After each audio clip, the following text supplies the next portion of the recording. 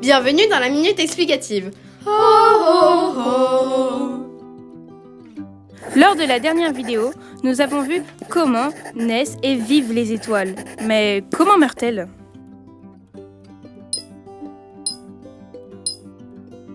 Alors ça dépend de l'étoile, plus précisément de sa masse.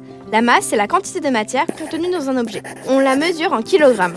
En fonction de la masse de l'étoile, sa mort sera différente. Mais alors, quels sont les types de morts des étoiles ? Les voici. Pour les étoiles de masse faible à moyenne, quand l'étoile est à court de matière à brûler, alors l'hélium produit par la fusion nucléaire, Voir la vidéo sur la naissance des étoiles. se met à fusionner à son tour. Ce processus génère beaucoup d'énergie, ce qui fait enfler l'étoile jusqu'à 10 fois sa taille. On parle alors de géante rouge. Après, l'énergie de l'étoile se tarit à nouveau et les couches extérieures de l'étoile se dispersent, ne laissant que le noyau de l'étoile, que l'on appelle naine blanche. Cette naine blanche, au fil des milliards d'années, se refroidira et deviendra une naine noire. Pour les étoiles les plus lourdes, quand l'étoile n'a plus de carburant, alors elle se transforme encore en géante rouge. Sauf que ces étoiles ne s'arrêtent pas là. Elles continuent à enfler et deviennent des supergéantes rouges. Mais les supergéantes rouges ne sont pas stables. Après quelques milliers d'années seulement, ces supergéantes meurent aussi, mais de deux manières possibles. Soit l'étoile explose, soit elle s'effondre sur elle-même.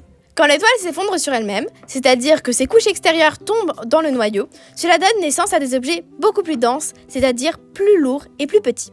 Ces objets sont ou des étoiles à neutrons ou des trous noirs. Les étoiles à neutrons sont des étoiles extrêmement denses qui tournent extrêmement vite sur elles-mêmes. Quant aux trous noirs... Les trous noirs, ça me dit quelque chose, mais c'est quoi ? En effet, Gabriel, les trous noirs sont extrêmement médiatisés car on n'en sait presque rien. On sait juste que ce sont des objets tellement lourds que rien ne peut leur échapper, même pas la lumière. À partir d'une certaine distance, on est happé par le trou noir. Mais pourquoi on n'en sait rien ?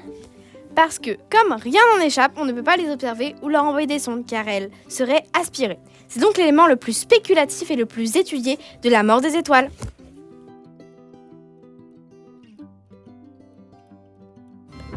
Attendez, j'ai pas le texte. Et le plus étudié par le... Non. Oh là là. Par la mort. En plus, rien ne m'échappe, ça me fait penser intégralement. Encore en géante rouge. Sauf que ces étoiles ne s'arrêtent pas là et deviennent... Pourquoi vous avez mis le texte de l'autre côté ? Les voici. Pour les étoiles de masse faible à moyenne.